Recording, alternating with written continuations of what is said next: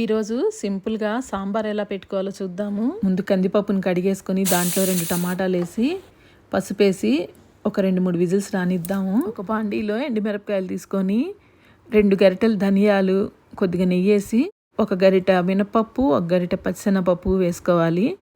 1 చెంచా బియ్యము, 1 చెంచా మిరియాలు కూడా వేసుకొని బాగా వేయించేసుకొని అన్నీ వేగిన తర్వాత ఇంగువ, కరివేపాకు, లాస్ట్లో జీలకర్ర వేసి చల్లారి పెట్టుకోవాలి. ఇవన్నీ చల్లారిన తర్వాత మిక్సీలో మెత్తగా పౌడర్ చేసి పక్కన పెట్టుకుందాము. మనం ఉడకపెట్టి పక్కన పెట్టుకున్న పప్పుని టమాటాలతో సహా మిక్సీలో వేసుకొని దాంట్లో 2 కొబ్బరి ముక్కలు వేసుకొని మెత్తగా చేసి పక్కన పెట్టుకుందాం. కుక్కర్లో కొద్దిగా నెయ్యి వేసుకొని పోపు దినుసులు వేసుకొని టమాటాలు మనం కట్ చేసి పెట్టుకున్న ముక్కలన్నీ వేసేసుకోవాలి. మనం పప్పు మిక్సీ వేసుకునేటప్పుడు కొబ్బరి వేసుకుంటే సరిపోతుందండి.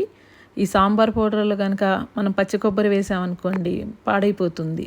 సాంబార్ పౌడర్ మిగిలితే తర్వాత వాడుకోవచ్చు. దీంట్లో నేను 2.5 చెంచాలు సాంబార్ పౌడర్ వేసాను.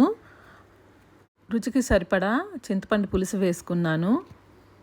ఇవన్నీ బాగా కలిపేసుకోవాలి. దీంట్లో కొద్దిగా ఇంగువ, ఉప్పు, మనం ఇందాక ఉడకబెట్టి పెట్టుకున్న పప్పుని, కొద్దిగా బెల్లాన్ని వేసి కలిపేసి కుక్కర్లో 1 విజిల్ వస్తే సరిపోతుంది, లేకపోతే ముక్కలన్నీ చిమిడిపోతాయి.